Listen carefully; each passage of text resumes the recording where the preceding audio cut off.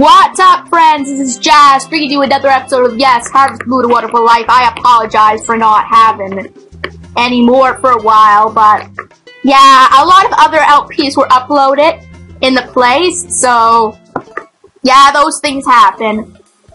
Anyway, another thing I gotta semi-apologize to you guys about, and I'm not gonna make a big deal of this because I voiced my opinion. It's about that video I uploaded the other day of the new parent Pokemon. Now guys, again, this is only my opinion. I mean, my opinion is still they're fake, but there are people who think they're real and they could very well turn out to be real. The only reason I voiced that opinion was that for 20 years, like, for being a game series over 20 years old, you think Nintendo would put more effort into it than those. That's all. And I know they would. Because they put pride into their work. Nah, okay, yeah, Buddha's still too young. I mean, if it was the first game someone has ever made, then I would say, okay, well, I'll settle. But for Nintendo and for Game Freak and Pokemon and how far it's come, I wouldn't put it to it. The pond is like 2,500. Maybe I'll just do so.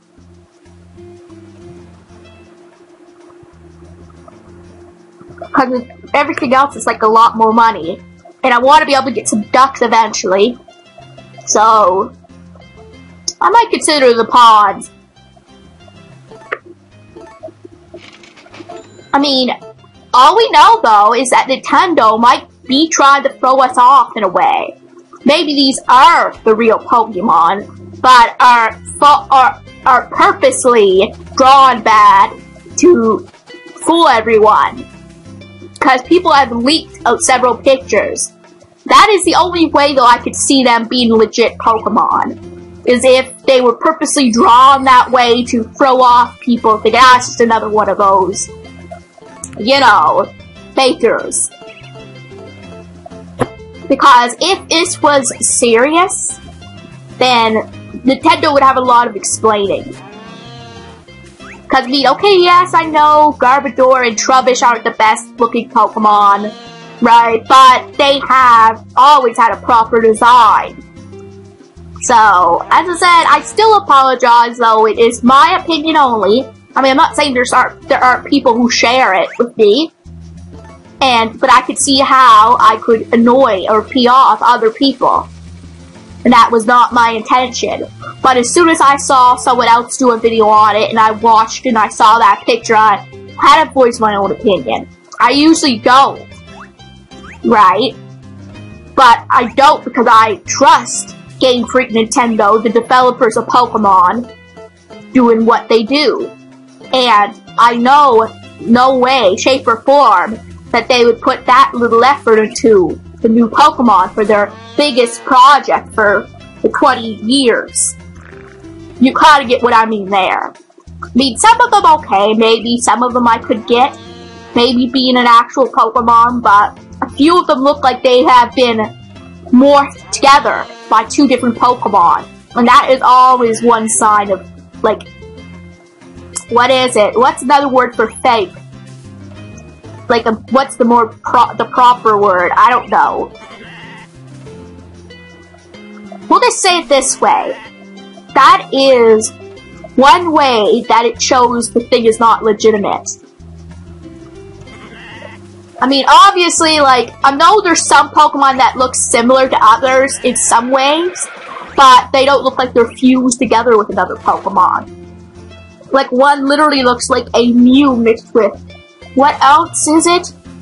Now, that's just, as in my opinion. Everyone has their own opinions. We'll just say, if these are real, I hope that the actual models, the end result, is a lot better than these. Because not only is this for the 3DS, but it's for their 20 years of being a franchise. And I can understand, like I get it. Personally, the blue and red and green sprites weren't like hippity doo dah perfect either.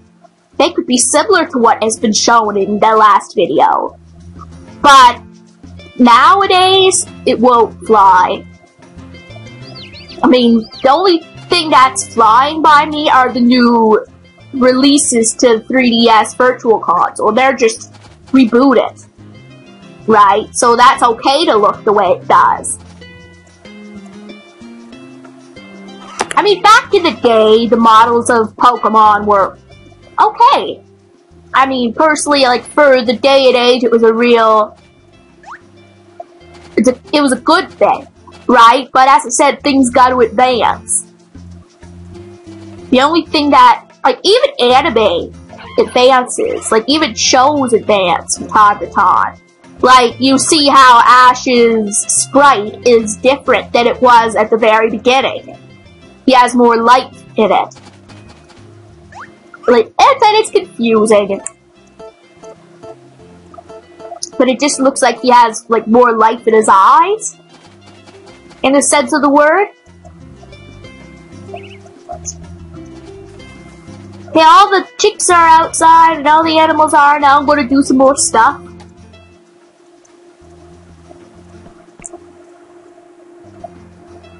I also am going to prepare a Explorers of Sky episode soon. But this is going to be the main one for today, because you've seen a lot of that. And I'm also going to try to prepare a Digimon one for the next few days. Because I have a video recorded, I just need to narrate it. As I said, like, I am semi-close to finishing the Digimon one. It's like, I'm going to work for the silver rank. After the episode, next episode you'll see. Well, actually not the silver, yeah, the silver. The gold rank, I'm working for the gold rank, that's it. Like, eventually we'll say we find Phil. And then we can just work towards gold rank. And then there's going to be a lot of, the one thing about Digimon World DS that isn't my favorite thing is that they base story greatly near the end. Like, for example,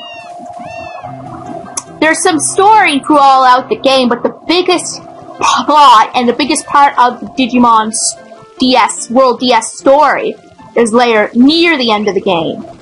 So you have to do a whole lot at the end, type of thing. And then the rest of it is filler. Like, you gotta get what I mean. Like, there's some story within the whole game, but near the end is where the plot-driven story is hammered in. So you do a whole bunch of other, like, areas in Quest and that stuff, and then finally, boom, oh, your observers are missing. Yeah, I mean, they hammer a whole lot into you before they even give you the main drive point of the story. I mean, at least with Pokemon, for the most part, it drills it within the whole game. Yes, you're collecting badges in some parts, but then you're battling the bad guys, and the main conflict of the story is kind of driven in. Where this one, Digimon, you do a lot of quests to raise your rank, and they're still part of the story, but then there's the bad of the story, I mean. Like, I'm trying to think of a good example. We'll just say that the actual conflict of the story is not even close to being resolved until the end, after you get into gold rank. So we have a while before we get to that. That's what I meant, the main conflict of the story. Yeah, and I'm sorry I'm talking a lot more about anything else in this actual game, but then again, there isn't much new to talk about this game at this point. You can watch, right, and you can see how I build up my farm, but that's about it. Once I get married, I'll have a little bit more to do. I have to influence how my kid is brought up. Whee! I can do tricks! Yay! My little pony! Actually, no, that's a pretty big pony, actually. Compared to my size, I mean, in the game. Speaking of ponies, I would be terrified. Well, maybe not a pony, But I'd be terrified to drive a horse. To ride a horse, I mean. There was a point my cousin said, well, why don't you go to horse riding with her daughter, right? Like, she's my older cousin. And her daughter's my second cousin. And I said, yeah, right. I said, I would rather, like, if I were to ride any horse, it would be a pony. Because I'm afraid of heights. I mean, obviously, her daughter is way taller than me. She's, like, 12, and she's, like, almost a foot taller. Almost. Like, she's above me quite a bit. Right? Like, for her or my other cousin, it might be nothing to get on a horse. But for me, I'd have to cover my eyes the whole time. Oh my god, oh my god, oh my god. Even then, I'd take a bad panic attack on one. That's why I like these games so much. I can experience things without actually experiencing them.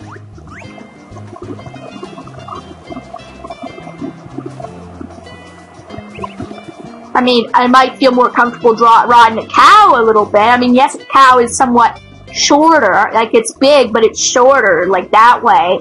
And it's a lot slower, I think. I cannot be so sure. Because, like, a cow might, like, a bull would be fast. But a regular cow wouldn't be as, like, what is it, as scary, maybe. Like, you know how bulls can have that behavior, right? And how they go wild. Well, cows don't have as much of that tendency unless you really push it to, like, to have it, right? So, yeah, I would far rather ride a cow than a horse, if I were to ride them at all. But my cousins, my female cousins, love horse riding. That's one of their passions, and it's good that they get to experience horses, because I don't think they could ever, like, own one. Well, that's a good compromise. Like, there always are little girls who say, I want a pony, I want a horse, right? Well, the closest thing that they can do is have lessons and learn to take care of them. And I guess that place not only teaches ride, but care as well.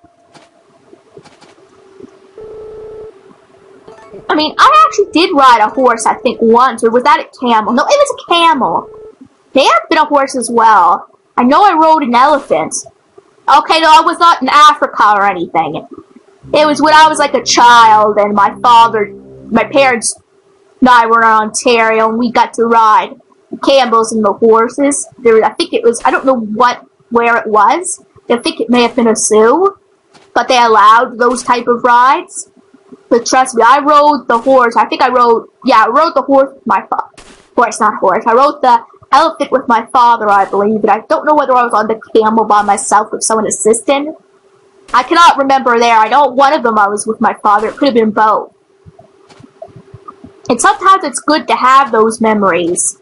Because, like, you can think of them when you have nothing else to fall on. Like, my father has been deceased for almost, like, 3 years now. And my mother for 6. So, it's good to have those memories when you want to think of them sometimes. And, like, how they tried to get me to be social and enjoy life and just go and live. Sometimes that makes me feel bad, too, when I actually don't go out and do things. But I don't think I've ever truly been someone who is social. I was happier playing my games, and if I was talking to anyone, it'd be on the phone at that time. Now I would prefer over the internet. But, I mean, especially for long drives, I've never been good with those type of situations. I mean, once a year, we always used to go to an exhibition near where, well, not near, about an hour and a half from where I lived. Maybe 2 hours. I can't remember the exact distance at this point. But before we got there, I would always dread that trip. I would, like, in my heart, I would not want to go. Oh, okay then. I'll leave then. I was just in the middle of my story, but fine. And I always took a friend with me. So, he always looked forward to it, where I was the opposite. Not that I didn't like seeing him, it was just I did not like the trip. Right? And I would have been perfectly happy hanging out with him at my house, per se. But that was not ever a choice of mine.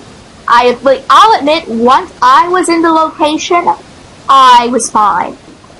I was a little nervous at some point of the day, but they would go away after a while. I would settle in, we'd go on some rides, we'd play some games till I fully settled in and I was good. It was just until we got there, and before the day of the trip, that I would, have all this anxiety in me.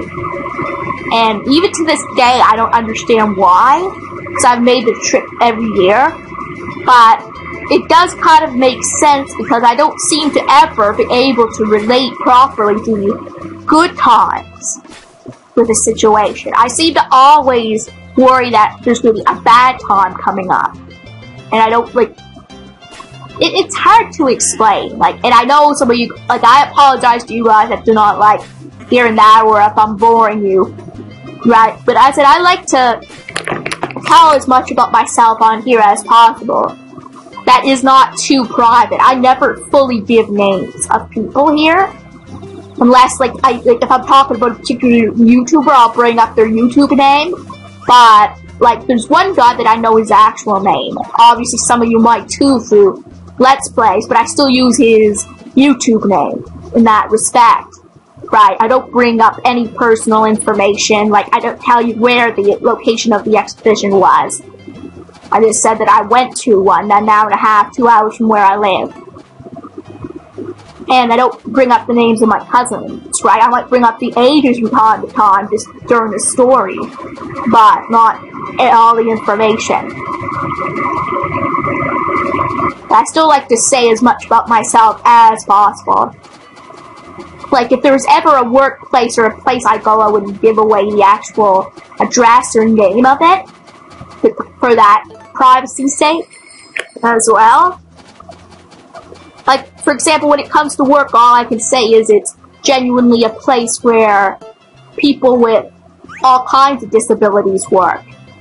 And not all of them even have disabilities. There are some that are international that work there. So that's a good place to learn, work skills. I mean, there's a majority of us there that have disabilities, but it isn't just, not just designated for disabilities. And I found some confidence working there, but I still have my bad days where it's hard for me to even get up and go. But I am learning that so far I've had no real bad instance there that would give me the reason to panic. So, and even then, I'm getting used to telling a staff or one of my employers if I'm having a problem. So I'm slowly getting some social back into my life, but I don't think I ever would be the party goer, the dater, or whatnot. Alright, time to get my chickens in. I think I missed one, or was this the first one? No, we still have others. Do we need any more? Oh, alright. Geez, how does it last so long? I mean, I'm just curious. How does the bird feed last so long? Oh wait, that's not it. Gotta get the chickies. Chickies. Where are you, chicken? Did someone eat you up or something? I mean, really? Hello? Here, chickens. Where are you? Wait a minute. No. Is that really? Okay, there's two there, and I think there's one up there. And, oh, really? Well, hello, Miss Chicken. The females are the hardest to find. Obviously, the chicks are probably the easiest to. But the female chickens are the hardest to find. Because, the males stick out more than the females, and the chicks stand out the most. Because they're yellow is orange. Well, yellow. I don't know how they go from yellow to white. I know, funny way of thinking, funny random thought of thinking, but how do they go from yellow to white? Is it like their skin turns white? I mean, that's weird because no human's color or skin color changes.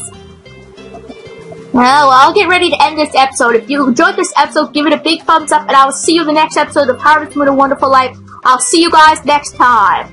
Bye!